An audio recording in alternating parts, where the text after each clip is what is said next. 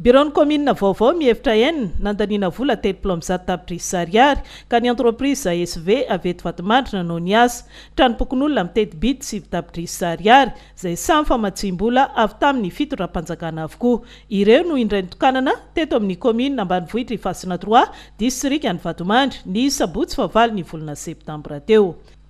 Vita ihany koa ny sangam-bato fahaleovantena sy ny tribune mitentina 4 tapitrisa ariary famatsim-bola madiodio ny commune raha andalam-pahavitana kosa ireo borne fontaine miisa N zona ranosotro madio mitety bidy 15 tapitrisa ariary avy tamin'ny FTL.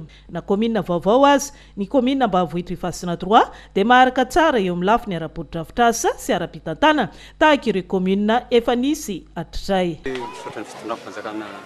Zay nanome fototasanay satria zay commune vaovao. Nefa amin'izao fotoana zay dia azo lazaina hoe mba tsy nisy ny fiangara toy manara-penitra ny fomba fitantanana sy ny fomba fiasa rehetra ao anatiny. Satria zay mba miezaka ihany ianao ny zavatra tsara. Ty commune ity faralaina commune vaovao kanefa mivanandro zao tegna nisy mizovo ny fanjakana noho ny fotodrafitrasa zay rehetra nafangetetany dia tanteraka daholo.